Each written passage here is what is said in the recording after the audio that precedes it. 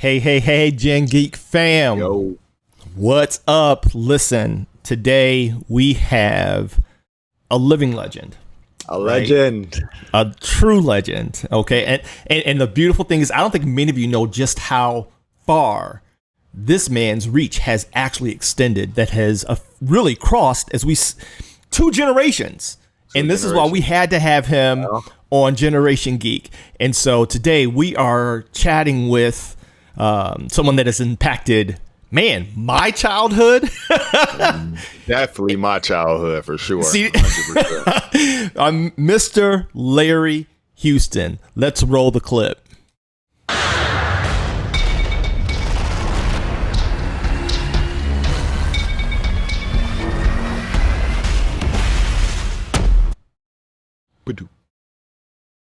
Hello, Mr. Houston. Yes. Oh my gosh, I'm trying not to geek out here because I pride myself on being cool. Okay, you know, I used to dodge bullets for almost 30 years as a Chicago police officer, so not much rattles me. You know, but occasionally you meet somebody that you kind of got to bend the knee and kiss the ring. And you are definitely welcome, Mr. Larry Houston. How are you today, sir? Thank you for inviting me. I'm glad to be here, man. Oh man, we're glad that you accepted. We are glad that you accepted. You are, again, as I said, a true living legend. We're going to get into that in a second. But let me tell you something, man. You have been on quite the tour lately, with Yes. I want to say a resurgence in success, because you are no stranger to it. Let's be quite clear. You know, you're no stranger to it.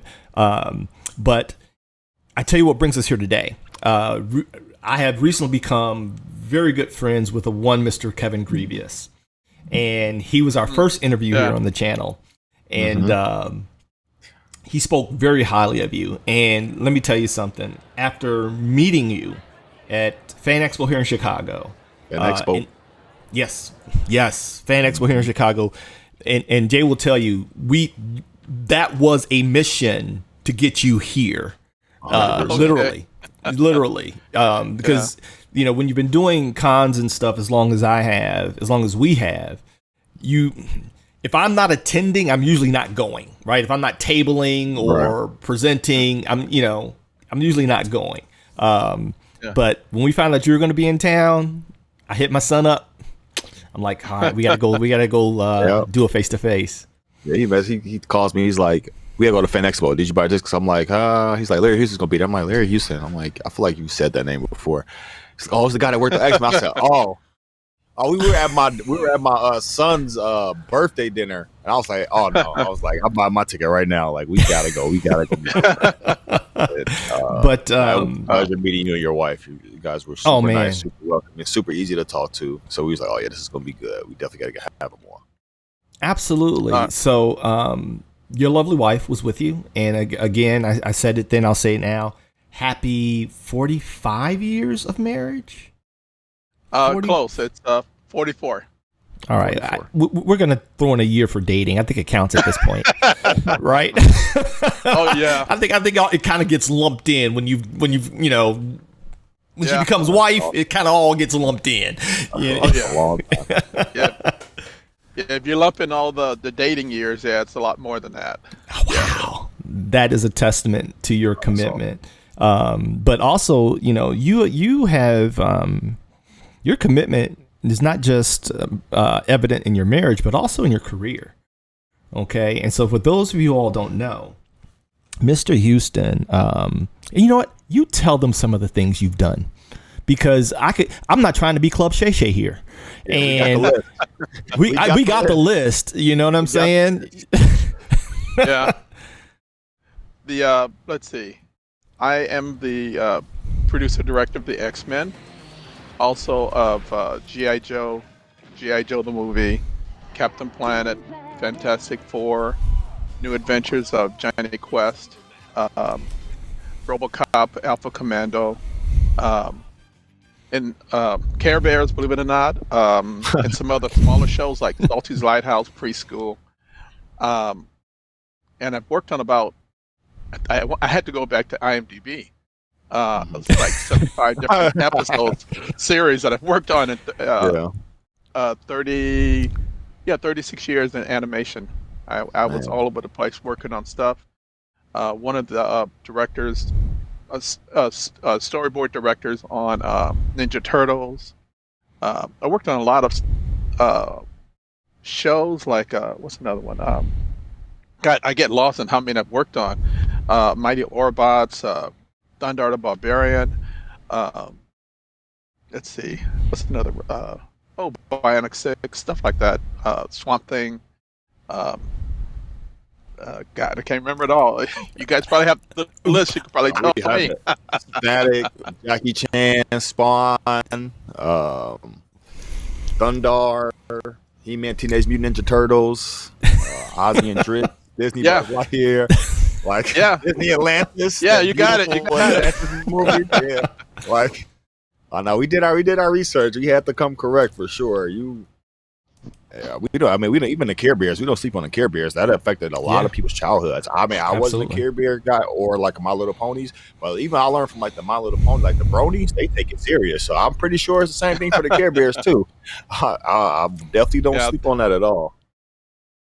That was the hardest job for me to get. Was it the Care Bears? Because they looked at my resume going, all these superhero shows, and you want to do this? I'm going, yes, I'm a director. I can do the work. Right. And so I had to convince them. And then when I did get their green light to do it, I directed the CBS series on Saturday morning, 52 half hours, and then they gave me 3 Care Bear movies to do. Wow, that is a storied and robust career, to say the least. And listen, you guys, this is why Generation Geek exists, because it shows the love that spans generations, as I have indoctrinated my offspring into the culture. We're now at grandkids that are now true geeks at 7, 8, 12, that I hope that they have half the affection of the works that you've touched that we have. And so we'd be remiss if we didn't. I just want to get a really quick, I know you got some questions, Jay, because X-Men 93 was, I remember him sitting in front of the television, snacking on Vienna sausages, right? The little ones in the can, just stuffing his mouth. As soon as the music came on, it was a wrap. It was a wrap. But I want to do an old man thing here and really give you your flowers as someone that I worked briefly in animation. I was an intern, but I'm doing my own things, and your works were very inspirational. I worked at a small studio when I got out of the military here in Chicago that we produced a couple of Emmy Award-winning episodes of BTS and Animaniacs, and it was a small boutique studio here in Chicago called Star Toons back in the day. But your history, what many people don't realize is, number one, you were the first Black storyboard artist for Saturday morning cartoons. Is that correct, sir? Crazy. Yep. That is correct. Insane. That's history. That is literal true history. And for those of you that are uninitiated, okay, because like my son Jordan, he came in on this tail end of the Saturday morning cartoon era.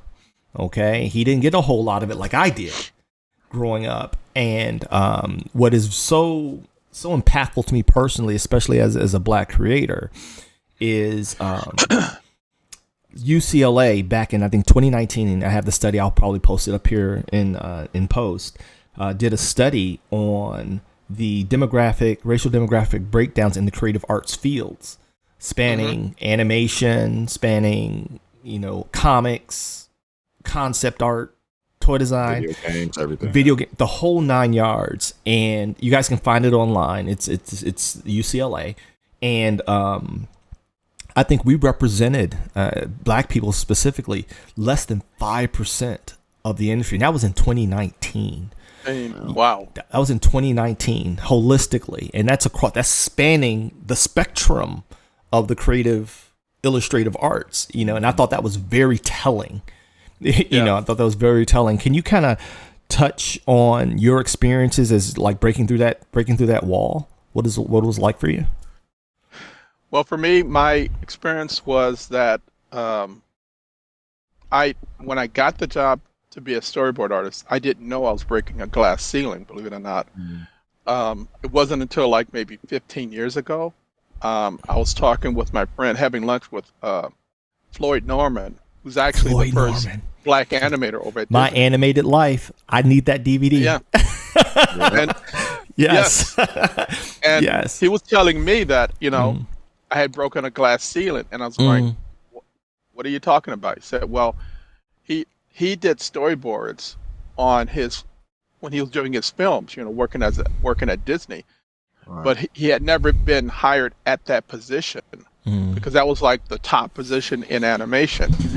And when I got the job at Filmation Studios, there had never been a black storyboard artist in the industry.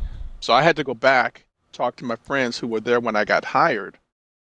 And that's when I found out that I had opened the door for a whole bunch of black storyboard guys who came after me and got into the business. But I was the first one. It was in 1980. End of January 1980. That's awesome. Wow. That hits me in a very emotional way, just FYI. No, I'm serious, because the fact that you were oblivious to it is very telling. You were just doing your thing. It wasn't even about intention. It was about, pursuit, right? And opportunity. And I love how casually you wear that, because the circumstances was before I got into animation, I was working for McDonnell Douglas as a systems analyst, fixing computers for a living. And I had friends that were working in animation, Hanna-Barbera, Disney, and I found out when they were hiring people in animation because I wanted to see if I could make it as an artist. This is back when I was like 25. And when I did find out about it, I went in, they had a test. I took a test for layout. And when I took the test, I brought it back. Let's see, Herb Hazeltine was the layout director. And I took the test, took it twice now. Failed the test twice.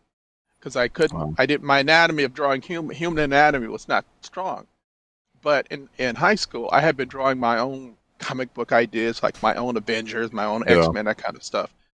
He saw in my portfolio, it was like kind of wide open. He said, I see, he looked at the work, said, you might be better at doing storyboards. Let me introduce you to the storyboard supervisor. And as we were walking from the second floor, my brain's going, what the hell's a storyboard? But I didn't say anything. So he introduced me to the head of storyboard, and I can't recall his name now. It'll come to me later. He gave me a test, paperwork, and a part of a script. He said, see what you can do, storyboard this, and bring it back. And so I took it home. At the time, being young and naive, it didn't seem to be that hard, so I just drew it that evening and brought it to him the next day. And he was actually surprised that I brought it back so quickly. And then he looked at the work, and what I didn't realize is that was a live script that everybody on that floor was working on. So he took a lot of my drawings, put it into the show, and hired me that same day. And that's how I got into being a storyboard artist. Now, what I realize now in retrospect, if I had done a cold call to that storyboard supervisor, I probably would have gotten nowhere. Yeah. But because I got introduced by the head of layout to the head of storyboard, I was kind of like pre-cleared a little bit. Yeah, right. So I wasn't going to be a waste of his time. And that accident of going to the layout instead of going to storyboard actually helped me to get into that job. Sure. And, I was, after that, I left computers and I just was a storyboard artist from that point forward for the rest of my career. Oh, that's cool. You just basically were just injected in, but your first love, of course, was the art of it from reading the comic books and stuff like that, and then just trying to recreate it on your own, which sounds very similar to my dad. And it's just interesting how I feel, especially for young artists in general, not even black artists, but just young artists in general, how everybody wants to be an artist and they never see the other parts of the other mediums that help brings it together to become things like animation, stuff like that. It's just so focused on, I just want to be an artist. I just want to draw for Dragon Ball Z. I want to draw for Marvel, where there's these other avenues and concept art and storyboarding that we just don't look at, because the shiny thing is the artist. It's the names, is the things from the books and stuff like that. Yeah. Yes. Exactly, because when I got out of high school, I wanted to go to Marvel. I wanted to draw Captain America, FF, all that Marvel stuff. Yeah. But it was I'm in California. They're in New York.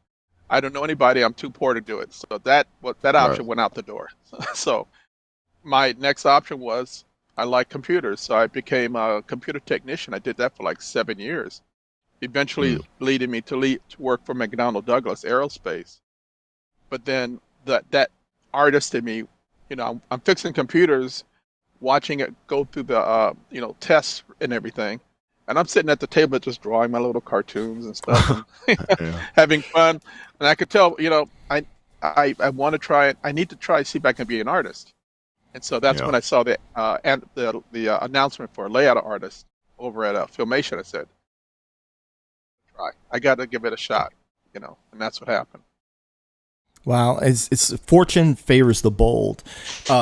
Leaping from this is a term that I use it for the military and law enforcement, but hearing someone in the creative field use it is kind of funny to me. But leaping from civilian life to creative life, was that a tough transition for you? Did you feel any type of pressure or weight, or did it just come natural to you at this point? No, leaving from computers to go to animation was scary as hell. I could tell you, I had 7 years of working in computers, weekly paycheck, good money, not a problem. And here I am. I did this kind of ass backwards, and I tell kids, don't do what I did. But I deliberately quit my computer job because I didn't want to have a safety net. I wanted to go into being an artist. Burn the boat. That test.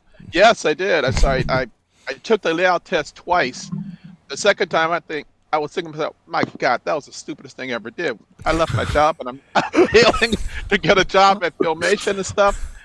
And it wasn't, then fortune kind of shined on me because I had always been a storyteller, and that's what the layout artist Herb Hazeltine saw in my work. And the guy that he took me to, I just remembered his name, Don Christensen, was the head of storyboards. And he's the one who saw what I did, gave me a shot, and, rest is history. Awesome. Wow. Well, I thank them for giving thank them for that. The shot. So you had an affection for comics, and here at Generation Geek, we talk about the entire, or that is geekdom.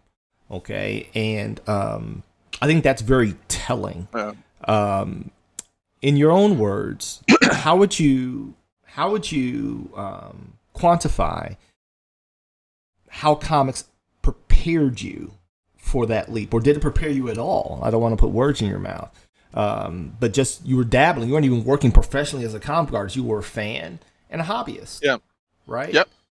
How did that help you out?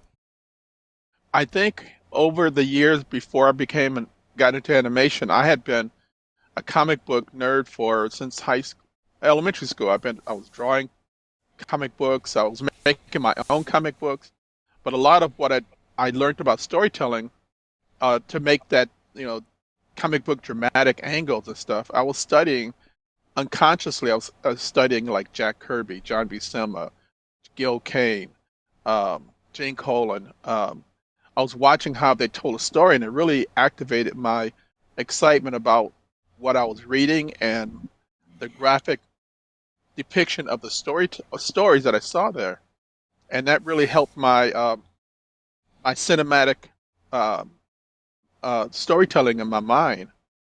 And but what really helped me a lot was when I started watching these videos from Japan come over by this director called Hayao Miyazaki, Mm. and I started seeing his work, and I just fell in love with the way he's told a story because when I was watching his work, it was on a laser disc, okay, that old technology, and it's about the size of a Domino's pizza. Just imagine that Right. size, Yeah, the right? big. Okay? Yeah, I remember those big The shiny big- silver big old ones. thing, Yeah, Oh, I used yeah. to watch karate pictures on those. Mhm. Yeah, Yeah. and there was no subtitles, so you just put it on, and you watched it, and his storytelling was so perfect. I didn't need to know the English. Mhm. I mean, the story was there. You can watch 90% of the story is in the way he depicted the story. And, the stuff you couldn't pick up would be subtext, like I'm your mother, I'm your father, I'm the evil brother, all that kind of stuff. But everything else was there in the film. And I would watch his Caso Cagliostro, Totoro, Laputa, Mhm. all of his films really, uh, majority, I don't think that's a word. Well, the majority of what I learned about cinema came from him in the way he told his stories, along with some live action films, TV shows actually, like The Fugitive, Voyage to the Mhm. Bottom of the Sea, all of that Quentin Martin stuff, The Invaders, because they didn't have a lot of money to work with, so they were very creative directors in trying to tell a story with no money. And so I all of that kind of mixed in like a big soup in my head. The comic books, the TV shows, the Miyazaki stuff, and that's what all I brought. All of that got mixed into my imagination, so that when I got a chance to like work on certain shows like Spider-Man's Amazing Friends, GI Joe, I was able to try and make. I think they termed it American anime. Try and put that Mhm. forth for the kids to watch, and I was trying to impart the same type of excitement and that I felt reading the comic books and put that into the shows I was working on. And I Oh. tried to always challenge myself, that I try not to do the same shot twice. Right. I tried to make up something new that would be inventive and new eye candy for the audience, and something that would, if it made the little kid in me excited, oh yeah, this would be cool, and that's what I would try and put into the shows I was working Hmm. Mysteries, and before we get into the X-Men stuff, because I'm sure that's what everybody wants to talk about. uh, on. Yeah. when we met you at the con, this was a show. I don't know what show it was. It could have been Johnny Quest. I don't know, but you told us a story. I can't remember exactly, but it was about it's something about a chessboard and how you implemented that, and somebody came back to you and told you like, oh, I like that. Oh, Yeah, I just yes. the ingenuity of it and how you were able to put your spin on, like you putting Easter eggs and stuff before there was even Easter eggs. Like Easter eggs were a thing. Like what was that situation? And can you break that down? Yeah, the story I remember talking about was a show called The Mighty Orbots, The which was Orbots. done by which was done by a company called TMS. They had just set up themselves into America, and they did Mighty Orbots and Bionic Six. And when I was working on Bionic 6. the six, that's the one. Go, Mighty Orbots. I'm old. There you go. This is my childhood, man. I'm sorry, Mr. Houston. Please continue. The kid in me just had to let that out. Yeah. Well, hey, those are really fun shows to work on, But with the Mighty Orbots, I knew they had given me the opening act one, so I was going to start the show, and I read the script, and the script says, you open up on this people playing a chess, and I'm going, wait, this is an action show, and the writer wants me to open up on a chessboard. It's like that's boring. It's like, no, this is an action show. So what I did was, I start off the scene not on a chessboard, like the camera's racing through some metallic tunnels, shifting left and right, and when you get out of the tunnel, you're in outer space, and then the camera kind of pulls back, and you see this robot firing at something off screen, and he's getting hit by something, so he's defending and firing at the same time. And then you keep pulling back, you find out there's two robot combatants, and they're just circling each other and fighting each other like this, right? So these, give and take shots and everything. And when you keep pulling back from this goes on for maybe about a second or two. Then when you keep pulling back from the fight, you find out that you're above a 3D chessboard, and these are like holograms being projected up in the air to simulate the fight that's going on in the chess game. Now, everything I did that I just told you was not authorized. I basically said, no. You can't start a show up on a chessboard. Right. So I drew it without asking anybody. I sent in the storyboards, and about maybe 6 months later or 3 months later, something like that, I was walking in a hallway, and the director of that episode found me. He said, "Are you Larry Houston?" I'm going, "Yeah." I said, "Did you draw that robot sequence in the beginning of the show?" I went, "Uh-oh." I just said, "Yeah, that was me." And, this is a Japanese director. So he shakes out, you don't expect it. He puts his hand out and shakes my hand and says, "Thank you. You saved the opening of that show." Wow. And I went, "Wow." Yeah, I was really taken aback. But in business, people never thank you for stuff.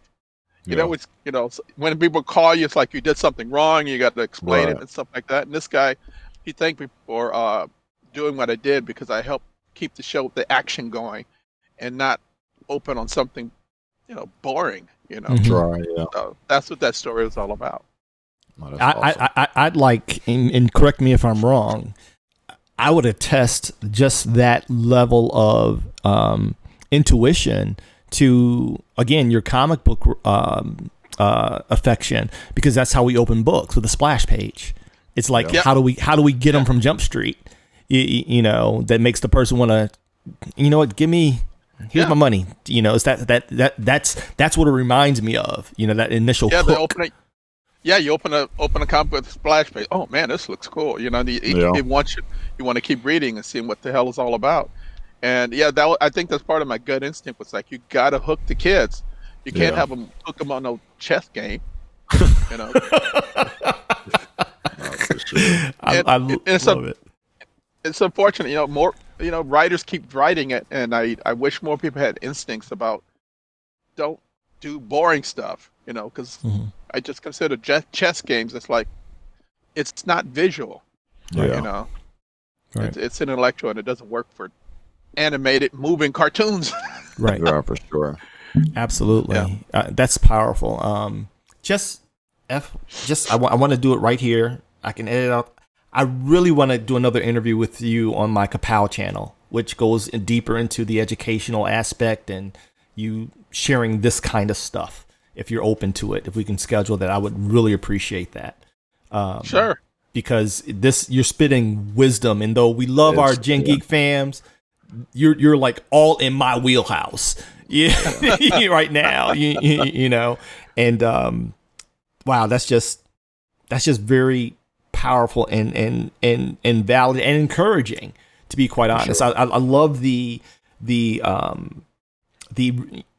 you show the tendency that it's better to ask forgiveness than to ask permission. Especially when you feel convicted creatively.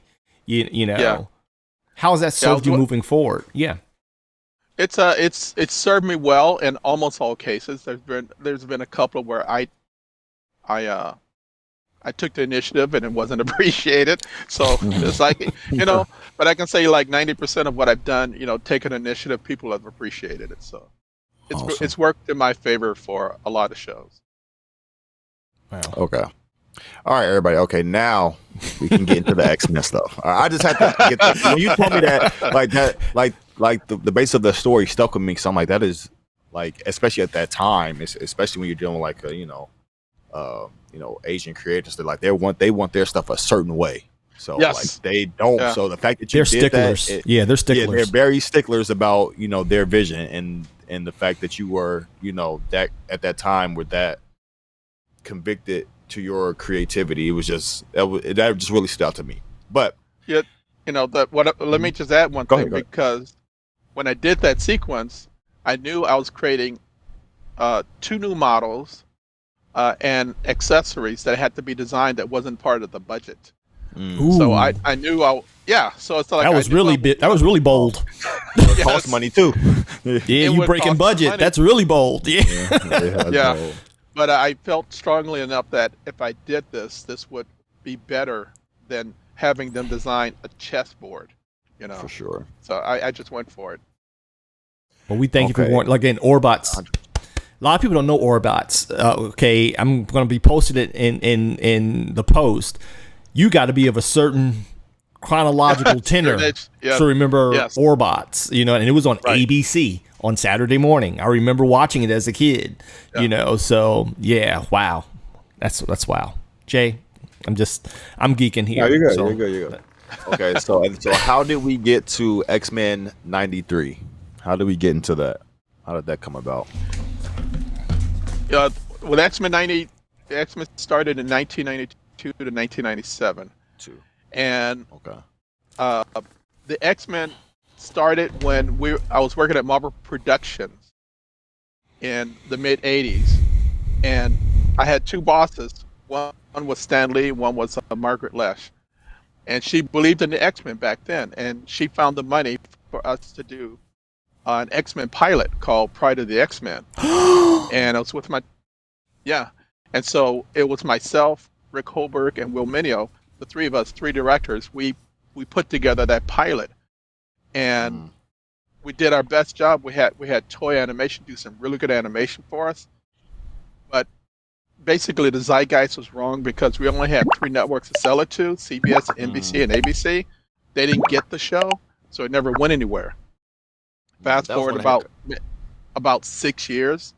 My boss, Margaret Lesh, is now the CEO of Fox Kids. And she called me up and said, "Larry, we're doing the X-Men, and I want you to be the producer director of the show." And so that's how I got started. Pride of the X-Men. It Okay. had Colossus in it, right? Man, it had Colossus. It had Juggernaut. It had White Queen. Yeah. I mean, y'all. Yeah. Yeah. If you can find it on eBay, I think I have it. I think I have Pride of the X-Men. Okay. Yeah. I used to have it on VHS, but we had damage back when. Remember we had the basement flooded back in the city, Jay. And I had the original VHS of Pride of the I X-Men. remember that. Yeah. Do you remember that? And the I've seen it a few animation was phenomenal. I'm putting it in. If you have not seen it, you can find it on YouTube. The whole thing is here on YouTube, and I think someone has it remastered here on YouTube. Yeah. But Pride of the X-Men was groundbreaking.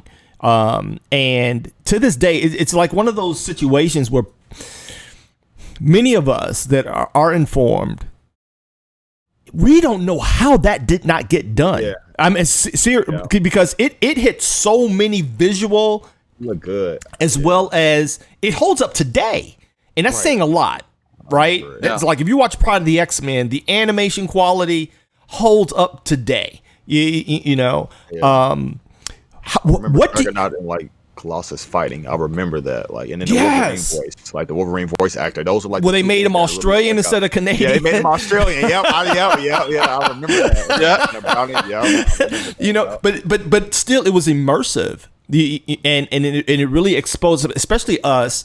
I'm sure you can relate, Mr. Houston, and I would like you to touch on it as we just pivot just a little bit. Growing up in the hood, right? I know you're from the West Coast. I'm from Chicago.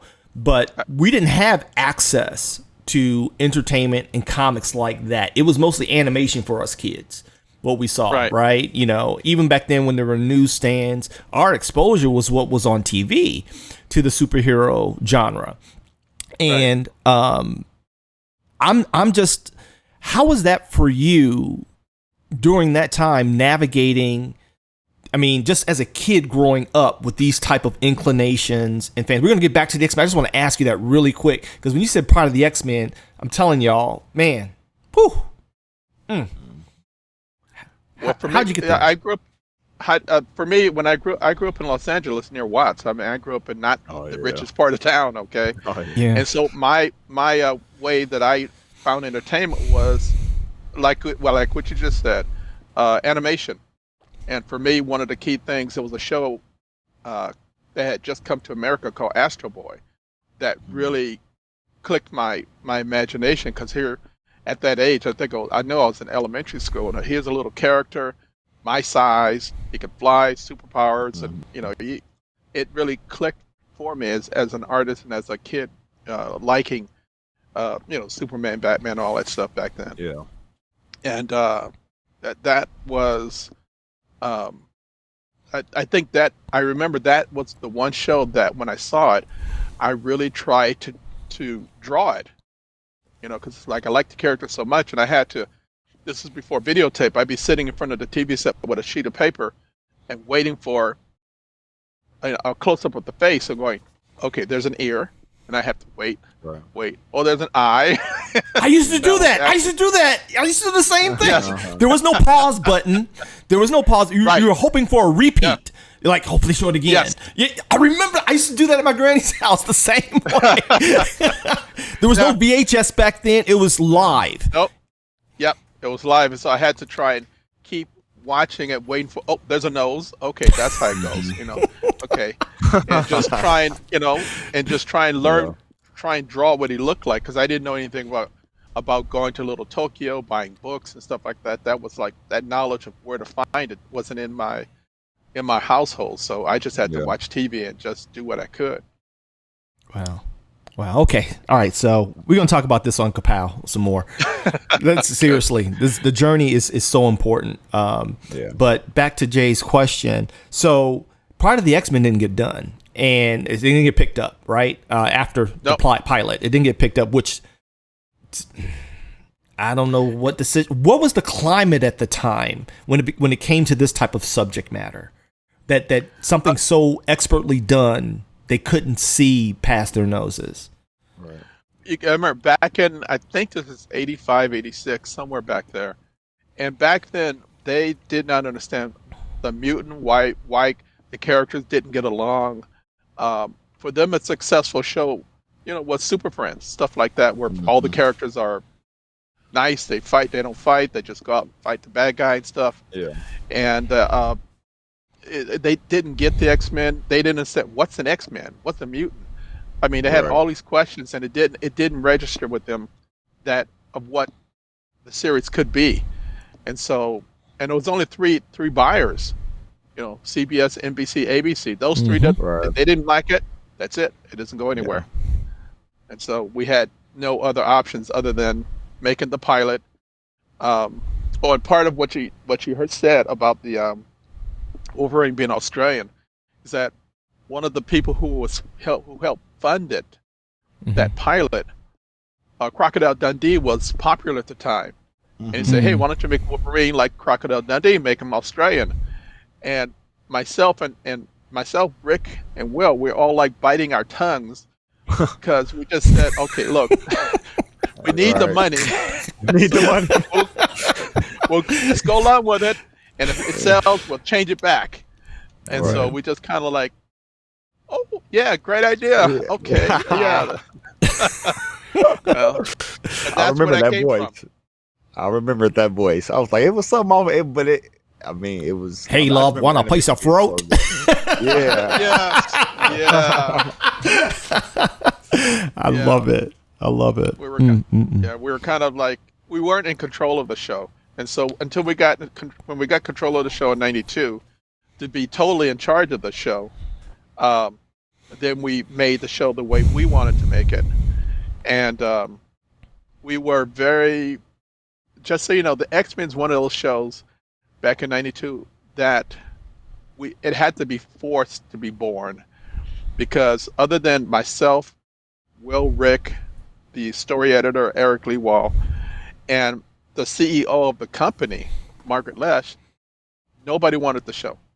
Yeah. Nobody thought the X-Men would work. They thought it was going to crash and burn. And even Marvel New York gave us a lot of shit, on what they thought we were doing it all wrong. Why we're using Sentinels? We should be using their traditional bad guys, blah blah blah. The thing is, they didn't know that we were comic book geeks. The three of us were all fanboy directors. So if they sent us, stuff that we should do this and this, we countered that's like, hey, no, we did this because of an issue this and this. We knew our stuff as well as they did, and we were able to keep them at a distance. But there were also people who wanted us to turn it into like Scooby-Doo or Super Friends, and we had to fight them off. And literally, Eric Lewald wrote a book on this, on the making of the X-Men. And in the book, he chronologizes because there it is. Yeah, I meant to bring this. I forgot it when I came to the con. I meant to bring this. Check it out. Yes. and in the book, he tells how all of these people are trying to tell us how to make the show. They went from suggesting, which we were going, yeah, great idea. Yeah, we'll think about it. We were doing all that kind of stuff too. It got to the point where it's saying, you will do this, you will do that. And the five of us collectively, I'm paraphrasing, but the five of us collectively told them, if this is what you want to do, you got the wrong creative team, and all five of us quit right now because we're not doing it. Wow. And we made them back off. Wow. But they thought they were right. And luckily, Margaret, when you have the CEO of the company backing us, we were protected that way. And but they wanted Wolverine sheets, Wolverine lampshades, all that kind of stupid stuff. Product placement crap, It's like no, we don't want to do that. Sure. But an aspect that we just found out from Margaret Lesh maybe about 10 years ago, a decade ago, and she casually said that when she said she was going to greenlight the X-Men, her boss thought it was a bad idea. It was a mistake. And he told her, well, if you feel that strongly about it, you can go ahead and put it on the air. But if it fails, it's going to be her job. Wow. And so she stood behind us and backed us to get the X-Men on the air, even though, like I said, nobody wanted the X-Men to get on the air. Nobody understood what we were trying to do. And so what saved the show was that first year one, was that we were number one for the whole year, ratings-wise. It was either X-Men or Power Rangers at the top the whole year. Yep. And they were forced to give me a season 2. Wow. Awesome. And so, but the X-Men was a show that we had to force it onto the air and force it to be the version we wanted it to be. And, we had, I think one of the things the hardest thing we had to do was if you remember the Pride of the X-Men, and you had the narrator, X-Men Save the Day, and you had Stanley narrating the beginning of the show. The hardest thing for us was that we had to tell Stan, you're not going to narrate. Wow. We're not going to have words in the theme song, and we're not going to narrate. Because he had done Spider-Man, His Amazing Friends, and he had been narrating everything. I'm sure that was a tough conversation. Yes, it was. He was not a happy camper. But we knew for the integrity of the show, we had to do that. We had a version we wanted to do. And Will Manuel, Rick Holberg, myself, were all fans of the original Johnny Quest show. And if you remember the opening, it's music, it's sound effects, it's excitement, and that's what we wanted to replicate with the X-Men. Wow. And they did. I think because we won the political battle, they didn't give us money, they didn't give us time, and the opening titles for the X-Men, I had to draw that over a weekend because they didn't give me any time. They said, "Okay, here, you draw it, and we need by this." That iconic opening title, you did it over a weekend. Yes, I had to just draw my head out. I just drew I just turned on the cinema. I drew it, turned it in, and then between my Will and Margaret Lesh and Rick, I drew about 3 minutes of images. Wow. And we had to color. We made it down to 1:03, and then we changed it. We added some stuff to make it more I started off like a film noir type thing, black and white and stuff. I said, no, let's do something where everybody's running, it's moving, it's action paced. So I said, fine, I read through stuff, and that's the version you guys saw. So that was done for about, I guess, over a weekend, and then a week to cut it down. And then we had the music done, and that music was version 8, 9, something like that. Wow. Yeah, it wasn't the music you guys know from the get go. Right. We kept sending it back. We're going, okay, we're only going to get one shot to do a good X-Men theme, so we're not going to accept any kind of no bullshit. So we just sent it back, and until we got something everybody agreed, yeah, this will work. And yeah, the guy who actually, even though the credits say what they say, the guy actually created the music was a guy named Ron Wasserman. He did X-Men and he did Power Ranger. Wow. Wow. So that's the guy who actually created the music, the composer. That's so Margaret Loesch. What I find fascinating, and I'm gonna pass the mic over to Jay, is that Margaret Loesch, the level of her conviction when it came to this project. Again, we're talking years between prior to the X-Men and then the television show. Yeah. So she was carrying this with her for a while. You know what I mean? And then to be willing to put her very career on the line because she believes so staunchly in it. I would hazard to say, just based on what's happening in media today, that is largely not the case. People are willing, creators are willing, because we're hearing so much now, especially as things start to tank in media, that we're hearing more and more, especially in these social streets, about the negative impact of studio involvement as opposed to the creator's initial vision, Correct. And so you guys were able to, and also let me know if I'm tracking right. Okay. Remember, I'm a 30-year cop, so I read between the lines. It sounds as if somebody was trying to set you all up for failure with the lack of money and the time constraints. It almost seems as if they were really trying to set you up for a nosedive. For sure. Yes. Yeah. No money, no time, and to get it done. Yeah, I thought it was going to crash and burn, by putting all that kind of restrictions on us. And for me, I just, okay, here's the challenge. Here's what I got to do. I just put on my best professional state of mind and said, okay, no matter what constrictions they're going to give me, I'm going to put out the best show that I possibly can, no matter what they're doing. And I just stayed up, daytime, nighttime. I just worked to make sure that the show was the best show that I could produce at that time. Wow.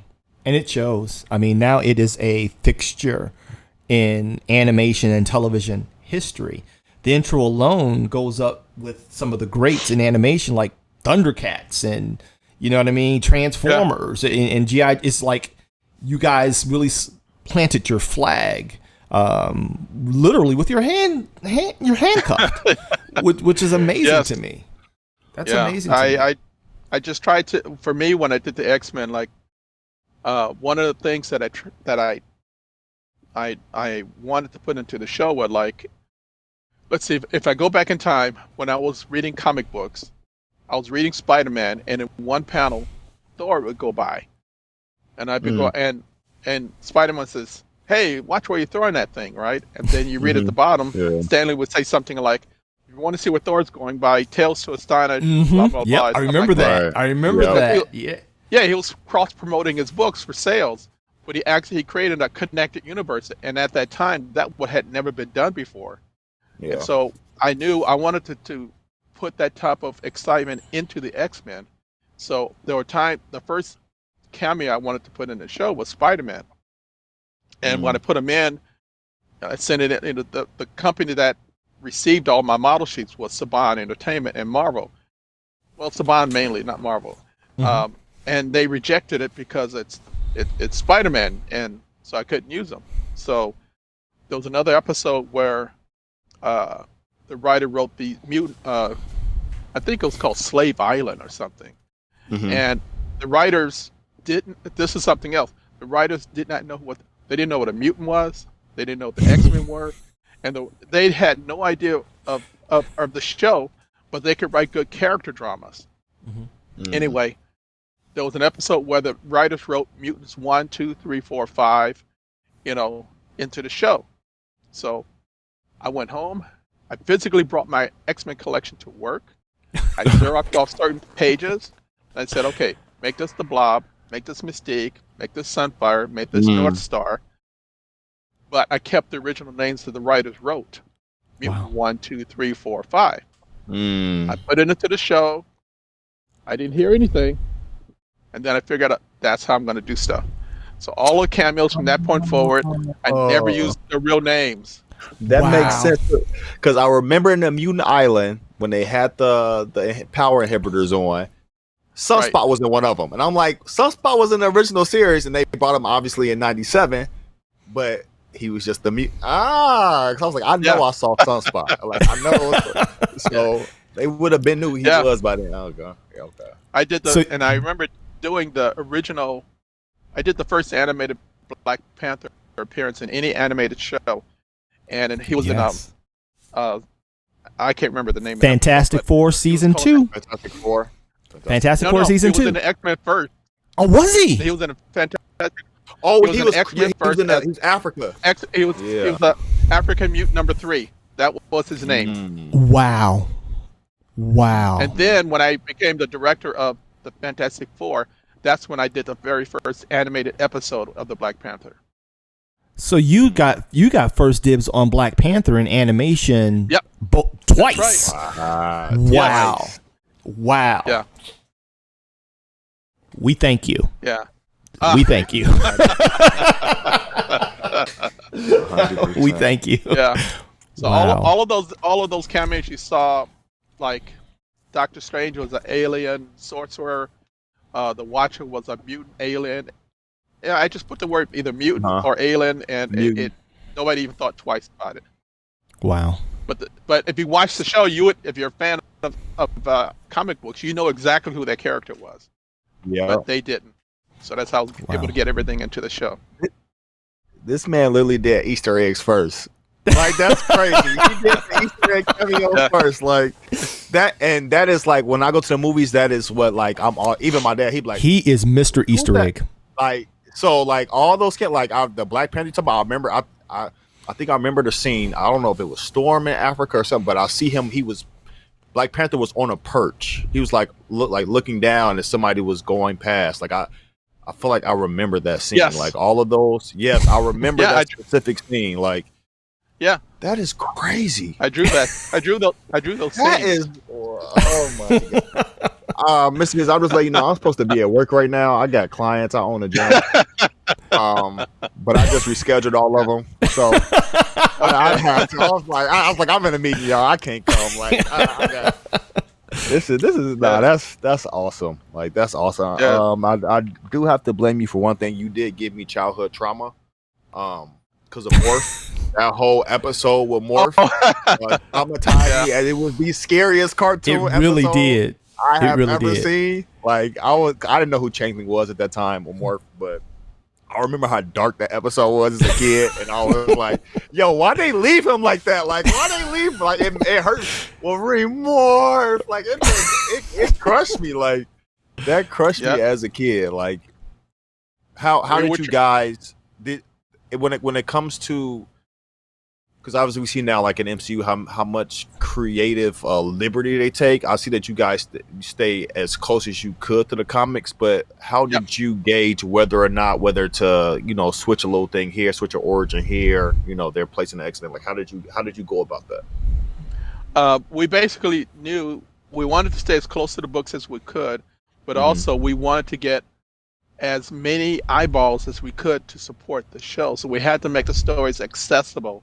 to the wide audience and try and keep the core of what makes the X-Men. We tried to hit that balance. And so we tried to, that's when the writers who were writing character dramas appealed to a wide audience.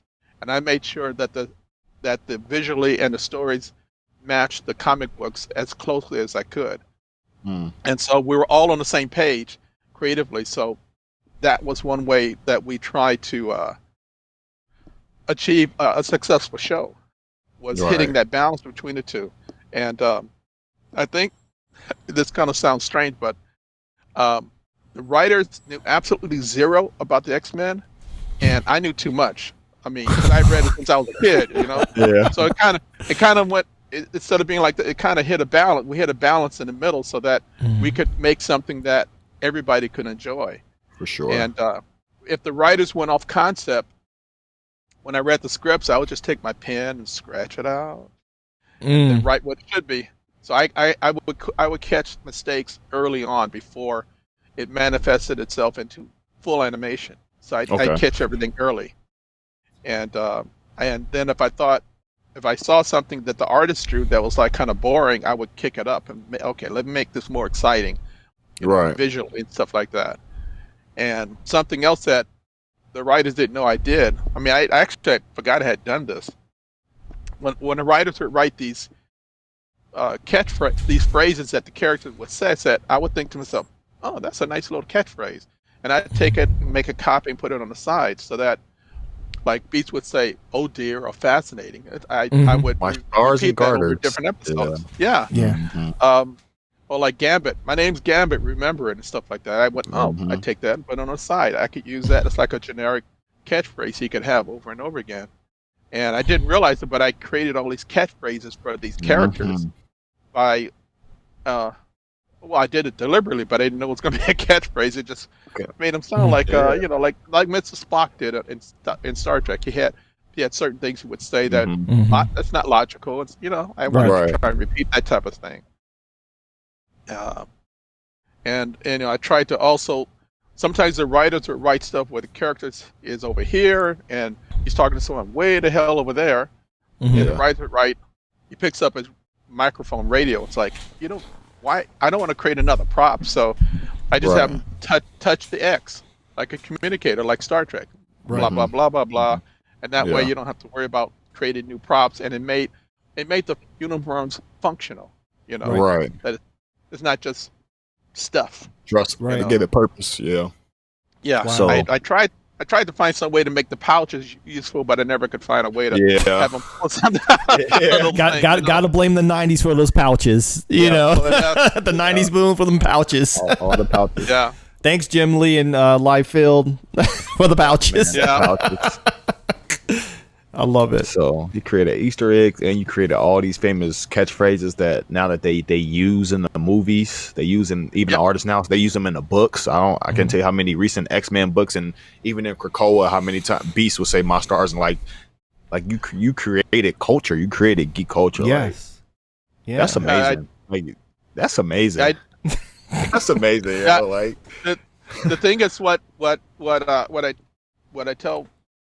Actually, what I told the new director not today, but what I told him when I started there, was that because nobody thought the show was going to succeed, I had nobody supervising me above me. So pretty much I was like the showrunner. If I made a decision to change something from red to blue, that's it.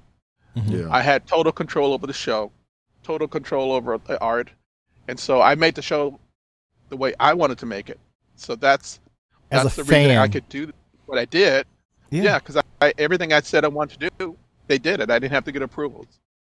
What I love about what you're saying is, and I think that's so serendipitous, right? It's such an ideal situation for any creator to find themselves in.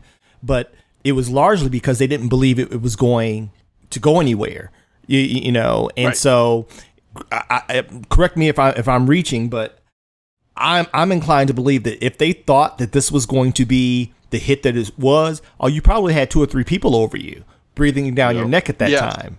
You know what I mean? And so it seemed like all the stars aligned. Well, you said something that I really want you to, if you don't mind expounding on. I was just recently in LA this past weekend, actually, talking with me, Grievous, and a friend of mine that works, he's a toy designer out in LA. And we were just kind of talking at dinner about the nature of a lot of the fan-based media, how they're bringing in people. It seems very counterintuitive. We've heard it's been all over the internet streets, especially with the mouse and Marvel, and it's coming out that they were putting in people that had no connection to the source material for the sake of injecting some fresh flair to it. When I hear your story, and this is something that I hypothesized, and you kind of verifying it. It seemed as if you found this balance between the writers who knew nothing and the true fan, right? And you guys found this harmony, and that's one of the things I propose. I'm like, why would they not have fans in the room, right? You know, even though I may not know the craft of writing per se, but if I'm a fan of the canon, I got my finger on the pulse of the culture. You understand what I'm saying? I'm in it. Yep. I'm part of that community. Why not have this synergistic relationship? And it seems like you found that, which to me, the ends justify the means. You know, whenever we see that, to a large part, even with Deadpool Wolverine, you're talking about fans, right? Yes. Giving with professional fans, if there's such a term, right? Professional fans that know the burden of the profession, but also the desire of the fandom. Can you speak to that? Wow. Yeah, I would say that myself, Rick Holberg, Wilmania, we're all fan directors, and we know what works in these kind of shows that are based upon books that have been around for decades. And I think that, you know, some of the films have come out without that balance of having someone who knows the show, knows the mythology, and who also wants to appeal to a wide audience. If you don't hit that balance, I mean, you just have you have shows that come out, it's like, it was so close, but, you know, it becomes out. It's like it's not good. It's crap and stuff like that. And I agree with what your assessment is that you need to find a balance. And unfortunately, I think with a lot of I guess recent Disney Marvel efforts, they put people in charge who don't have that connection with the mythology as strongly as they should, when they did their variations on what the mythology should be. Right. And the films don't turn out to be successful. And a lot of it, I think, is that someone or something or some thought process came about that they wanted to make the shows. Well, we can put anybody into the show. We don't need someone who knows comic books. We could just put this person and that person. They can do their own variation on the show, and it'll still be successful. Right. And they kind of dismiss the fan base. You know, they just want to do what they want to do.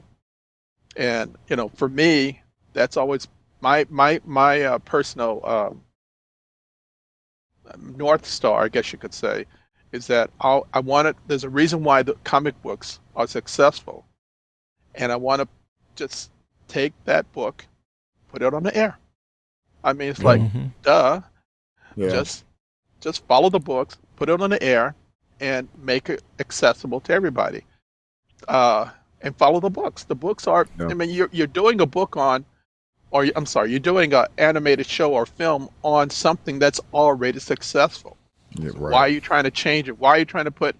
Well, this is my version of the film. This is my version of the Hulk, right. She-Hulk, whatever. It's like, that's not necessary.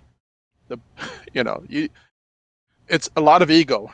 I'm about to say, sounds very ego-driven. Yeah, that's exactly what I'm going to say. It sounds very ego-driven. Yeah. So I put my ego aside. I said, no, I'm going to do the best adaptation possible, and I'll be proud to have my name on it. You know, and that's what I stood behind all of my life on everything I've worked on. You know, the X-Men, Fantastic Four, and the shows that I was in control of. I did my best to do that type of approach to storytelling. And it worked. I mean, again, seed versus fruit. You got a full harvest by my assessment. So I want to thank you for that. 100%.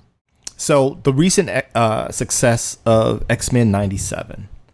That's the thing that everybody's a buzz about. You know, especially in an age, and I'm sure you're much more versed than I am. I'm here in Chicago. You're there in the city where it happens. When animation is struggling by and large. You know, a lot of studios and networks are afraid of it. They, you know, at this stage with the content wars and everything. And now you guys come out with X-Men 97, a resounding hit, you know, by most estimations. You know, granted, there's a lot of commentary of, you know, things behind the scenes, but in your experience, in your capacity, what was your contribution? I know you got producers credits and correct, and did you get some writing credits as well? I know you guys got nominated for an Emmy. Yes, or Emmys plural. I don't want to miss. Please share the success. We got nominated for animated in the category of an animated series for the Emmy. We didn't win, but we were nominated in that category. Wow. Yeah. That says a lot, though. Yeah, that was just this Saturday that I went there, and they recorded it. Now Sunday they recorded another part of the Emmys, and so the whole thing will be seen next Saturday, I think. Okay. When they'll edit everything together and stuff like that. Have you seen like we saw you, obviously? What has it been like for you personally and professionally since the reviews came in on X-Men 97? I was very happy that people remembered it fondly, because quite honestly, when I did the X-Men, which was from 92 to 97, from 97 until I retired back in 2016, I think. I honestly thought people forgot about the show. Really? It was like out of sight, out of mind. It wasn't anywhere to be seen. And when Disney bought the rights back from Fox and then put it on Disney Plus, when I checked, you know, the number one reason everybody gave for signing up for Disney Plus was the X-Men. I was going, oh wow, that's pretty good. The data, you know, they had the data things from Disney Channel. And people remembered it well. They gave it a lot of accolades. And that's when Disney called me up and said, hey, you got to get a Twitter account. I'm going, why? And they said, no, get an account. Okay, so I signed up under, I was not creative. I said X-Men director. Okay, let me see what's going on here. Then I found this entire ecosystem of people who remembered the show fondly, who had great memories of it, and they wanted to talk to me, and I talked to them back and answered their questions and talked to them, and they really, you know, would thank me for being a good part of their childhood, and a lot of good, you know, they had a lot of good things to say about the show and what I had done. And the thing that moved me the most was finding out that there were people overseas fighting in Afghan war, you know, the last war stuff. And they had copies of my show that they would watch overseas before they go out on patrol, just to have a moment of enjoyment, you know, and stuff like that. And I thanked them for their service, but I was really like, I could just only tell them I was thankful for it. I'm glad it was a good part of your childhood, because I just tried to put out a good show that was entertaining and that people hopefully would like. But I didn't think anybody remembered the show, you know? Wow. No, it's remember fondly. Very fondly.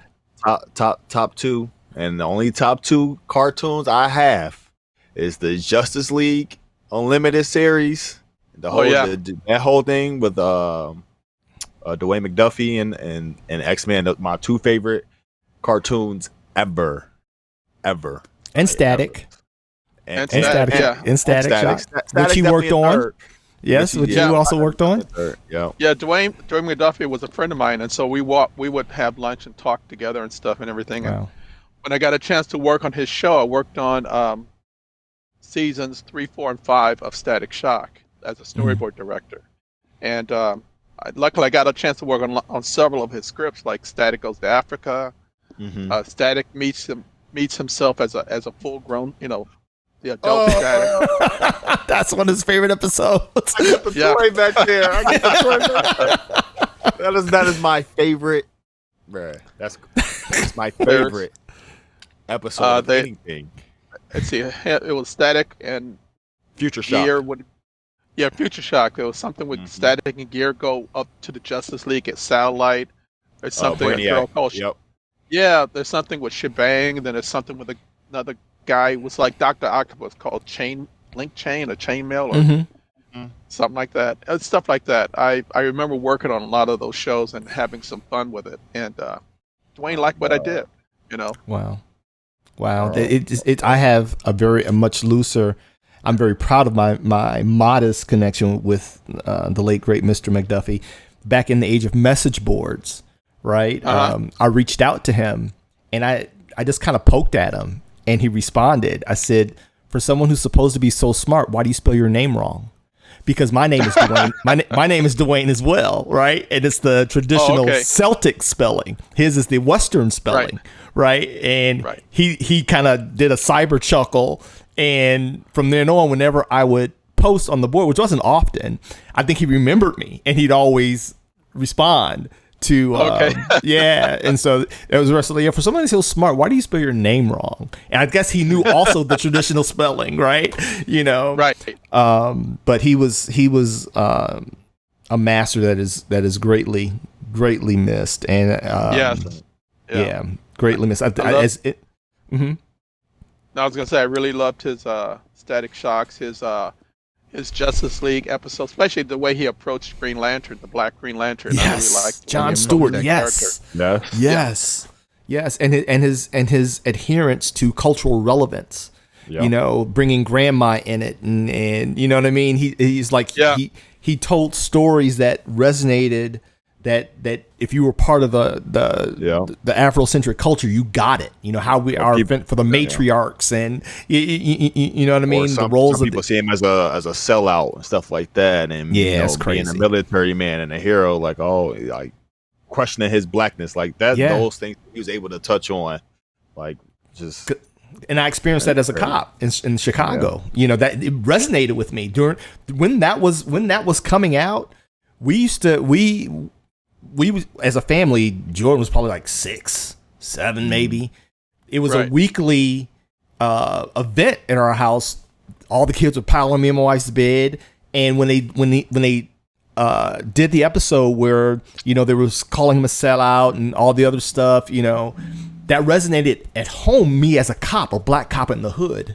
You dig what I'm saying? Being called race traitor, and I'm out here to really help my people. I was one of those black cops. You see the X, I'm like, wait a second, I'm here to actually help y'all. You know what I mean? That's why I took this job.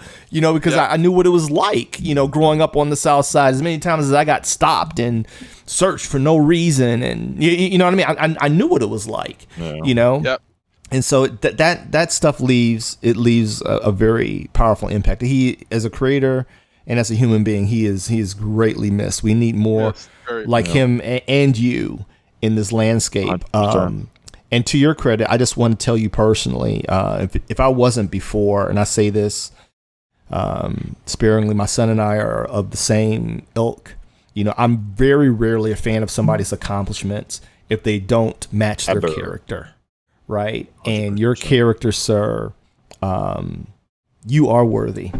And I'll just say that you are worthy from the moment we met you at the show. And I'm watching again, cop. I'm always watching interactions, and I stood in that line and I just saw the sincerity, the graciousness, the humility that you met every fan at your table with, every single one. And there's some that have lost me as even a consumer of their products at shows, because I've seen how they've treated, the fan base. I'm like, yep, not buying his books anymore. Nope, not buying. Seriously, you know what I'm saying? You're definitely worthy of the hype and the accolades and your flowers. And I want to thank you. I want to thank you what you've meant for us in the geek culture, in the black culture. It's fitting that you and Floyd Norman are friends, because the impact is equitable. I was actually supposed to interview Mr. Norman for a sci-fi convention here in Chicago. And they never follow back. They're like, would you like to interview Floyd Norman? I was like, yes. You know what I mean? You know, they saw me at my booth for my school at Kapow, and they never followed up. I was sending emails. I'm like, when is it? And it came and went, and he was gone. And so hopefully I'll get to sit down with him one day eventually. But this has been an absolute pleasure talking with you, sir. And I want to thank you. I want to thank you for all the kind words, because I've always tried to be genuine and be myself no matter who's in front of me. And I try to, you know, I know what it's like to be on the side of the table. So, you know, I want to be, you know, personable and friendly to everyone that I meet, you know. Yeah. So thank you. So what's on, before we get out of here, what's on the docket next? Yeah, what you got going on? Houston? Yeah, what do you have going on? Let's see. I'm still that you can speak on. Okay. Right. Yes. No, I'm still working at Disney. We're working on season 3 of 2, and I'm working with them on season 3 shows. Okay. So my main thing right now is the Disney X-Men '97 season 3. I've been trying to go back into my archives. I have characters that I've created when I was younger that I'm trying to redevelop and maybe put out a book with some of these ideas I had as a kid. I think some of them are still viable. Okay. So I might try and do some publishing. Okay. But mainly right now it's just enjoying life. I mean, I got out of business in 2016. I thought, you know, I was just going to relax and enjoy myself. And, you know, Disney hired me back about 3 years ago to be a consultant. I went, oh, that'd be cool. And so I joined, and, you know, everyone who's working on the show of X-Men '97, they're all fans of my show, and they're fans of the books. And so they really are doing their best to put out a show that appeals to everyone. And I was there to help them, you know, give them my 2 cents on, you know, how to make the show, you know, fun. Yeah. Which is a word that's hard to, it's a quality that's hard to quantify, but if you can make something fun and appeal to your inner child, then you know you're on the right track. And so that was my gut instinct for a lot of shows. It's just make it fun, make it exciting. Like, oh, this would be cool if he does this or does this, that kind of stuff. And I have a lot of little small stories about the entire series about stuff I've done on individual shows and stuff like that, where I tried to make it more fun than just a traditional, you know, here's the bad guy, like beat him up, you know, that kind of stuff. Well, I'm going to hold you on that point because I want that on Kapow. And so if you guys want to see the other interview, I'm going to schedule Mr. Houston and have him at Kapow School here on YouTube, and where we really do a deep dive on my series called Art to Art. Just a conversation between 2 artists, because it's about your journey, and I want to be able to share that. And I usually do that, the lion's share of that there. Here we come as fans and as appreciators of the craft and of the accomplishments, and you have not disappointed. As I started doing my research, and Jay as well, when I saw how you have left your fingerprints on so many properties, I was like, oh my gosh. I mean, you are a walking book of, no, seriously. I'm like, you should have your own. I'm like, oh my gosh. You definitely need a book. You need a book on your life and your journey and your experiences. If anybody's listening, let's make that happen. And I'm excited as a creator that you are exploring your, you know, revisiting and reigniting your own personal creative inclinations and because there's no shortage of well, I'll say this: we need more stories from those who know how to tell them. Right? And those that are passionate about it. We're getting a lot of stories, and especially in today's social media climate, and the democratization of creativity with you know social media and crowdfunding. And granted, it's a double-edged sword in my opinion. We'll talk about that on Kapow, but there's a lot of people who are telling stories that don't know how to tell them effectively. Right. They just have an avenue to circumvent gatekeepers like the ones you had to deal with back in the day, And again, it's a good and a bad thing with it. But when someone like you tells me that they got stories that they ain't told yet, Yeah. I get excited. Quite honestly, I'm like, okay, I'm here for it. 100%. Okay. I'm here for it. And if you need some art, check me out. I would love to work with you on some things. I'm not bad. I have a school, so I'm not bad, But I kissed the ring, If I will bend the knee. You know what I'm saying? But Jay, you got anything else for Mr. Houston before we let him go on with his life? Nah, I appreciate you. It took me 20 years to get this toy. It took me 20 years. Hold it up closer, Jay. Down. It took me 20 years. I tell you, that was the effect that you had on my childhood. Like, again, people see it as just comics and stuff like that. This stuff helps us get through some of our darkest times. As even the soldiers, in the Afghan war said, like, people think it's just, you're just creating, kiddie stuff. Animation. It's not. It is literally, it is our escape from reality. It is, for some of us, it is the only escape that we have.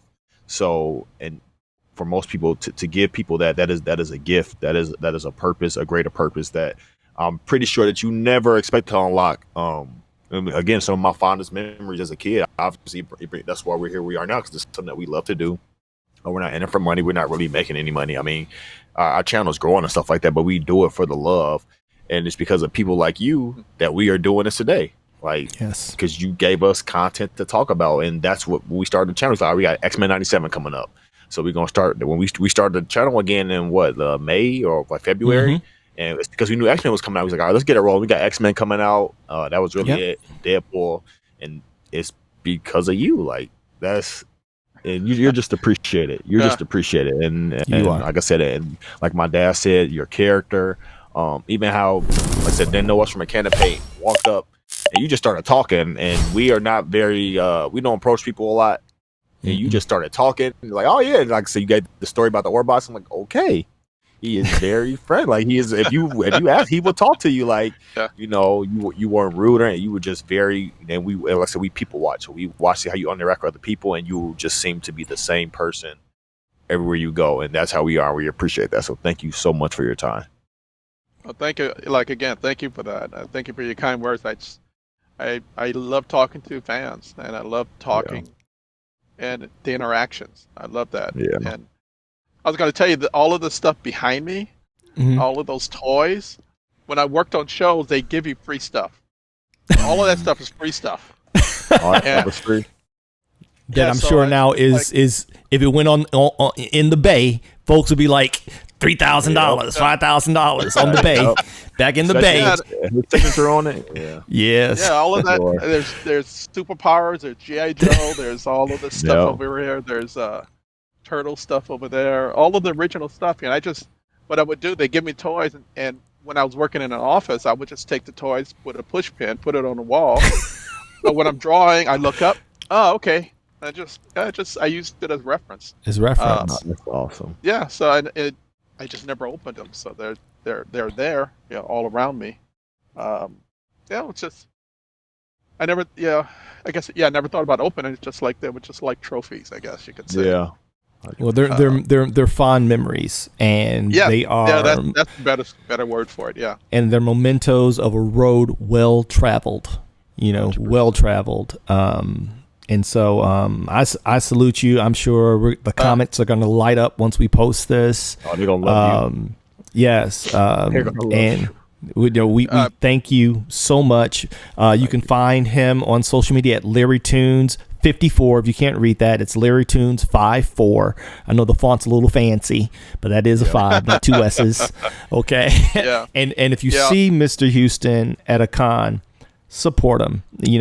We need creators like this. And when I meet you you blow away the conception that ageism is a thing, because you are still going strong after 30 plus years in the game. I'm looking at his Instagram right now. Like, I'm looking at his old page. He got like pictures with Keith David. I'm like, you have been around and been involved in so much history, so much just not just geek history, just history in general. It's just like, wow, you have lived the life, my friend. That's for sure. Oh, thank you. Yeah, Keith was I had a choice of different black actors for the Black Panther, and I chose Keith David. He was, I was the deciding vote to make him the character. So, on that Fantastic Four, his voice, that deep, on Fantastic Four. I watched the clip. I was like, that is Keith David. As soon as I heard it, taking down the Fantastic Four one at a time. Yeah, I love it. The fun part for me, the fun part of that was that I was able to take the original comic books he first appeared in, and we took the 2 issues and mushed it into 1 episode. And I, as much as I could, I used the original as many of the Jack Kirby original visuals. And certain panels, I put it into the show. So certain scenes are like animated panels from the comic book. Wow. So, I got to go back and watch that now. See that kind of stuff there? See that? Brilliant. I did that to the, in the, what's that? The Dark Phoenix, when they were fighting on the moon. I tried to use as many images from the comic book into the show so that it looked like an animated comic book on screen. So I got a chance to do that a lot in different shows, especially when we're adapting something people already know it's in the books. So I tried to use as many comic book panels, when a cinema allowed it to be handled. I didn't want to just drop it in, but if it worked, I put it into the show. And you guys may not remember, there's another show I did the introduction to. It's not X-Men stuff, but it was called G.I. Joe the movie. Yes. Yes, I watched G.I. Joe's, they were fighting around the Statue of Liberty and stuff against the bad guys. Well, I made that up. That was me. I drew it and directed that. That will be in post. That will be added to post. You're going to make me work on these edits, Mr. Houston. Just know. So this might not be up until next week. You're going to make me work on these edits. Jay will tell you. Yeah, that was in 87, right? Yeah, Joe the movie in 87. Yeah, about 87, and Hasbro said we need an opening for the show, and I went home and there was like I saw on TV there was something with the anniversary of the Statue of Liberty. I went, oh, okay, let's celebration of the Statue of Liberty, and then Cobra comes and F's it up. I went, okay, so that entire opening I made up from nothing. I just made it all up. I wrote it myself, drew it myself. And we got, it had a theatrical budget, so that's why they drew everything that I wanted. I was really proud of that. When I saw it come back, I went, damn, they did everything. Look at this. They did all the balloons and everything. They put it all in there? Yeah. I was really impressed. The lit up Statue of Liberty and everything. Wow. Yes.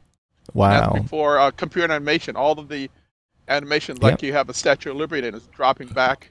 Yep. It was all hand animation. Wow. No computers. Wow. That's something. And if any decision makers are listening, Marvel, Disney, I'm gonna say it. Take notes. It ain't rocket science. Please. It's not rocket science. If you are a testament to when fandom meets professionalism, that's it. That's it. Yeah. Okay, you can bring all the high end writers you want. If they don't know the canon, if they don't have affection for the mythology or somebody in that room that they can check against, then it's going to fail by and large, because we are the ones that the family members, those who are not, we're the ones they call. Yep. Hey, Solo, what do you think about this movie coming out? Hey, Jay, what do you think about this movie coming out? Hey, Solo, all the time. It's because of people like us, and if we're not bought in, you're just lost secondary and tertiary dollars, because they're going to go or not go based on our recommendation. I don't think they understand that math. I don't think they understand that math. I know me personally, I probably have dissuaded dozens of people from going to see certain things. Me and Jay will go and we'll be like, nope, don't go see that. It's a waste of wait for it to come out on streaming. But when you have fandom, Yep, Madam Web. We didn't even do a review on Madam Web. It was so bad. We were like, no. We're like, we're not going to even waste our time. We're not going to even waste our time.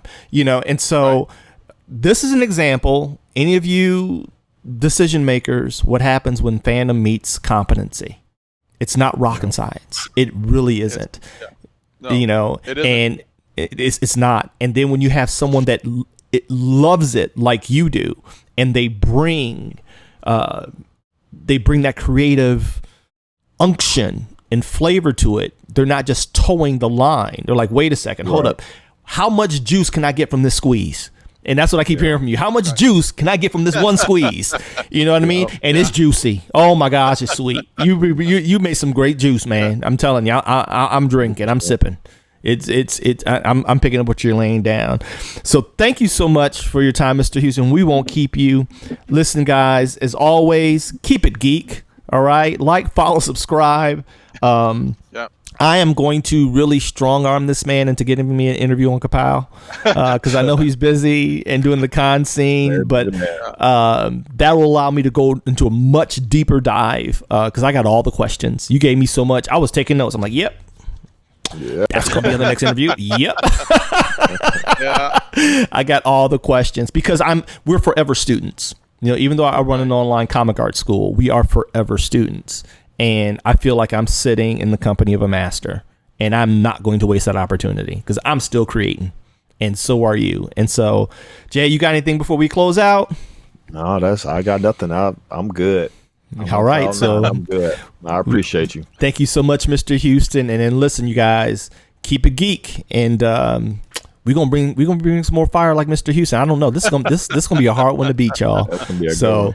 We'll check you guys later. Solo out. Peace. All right. Take care.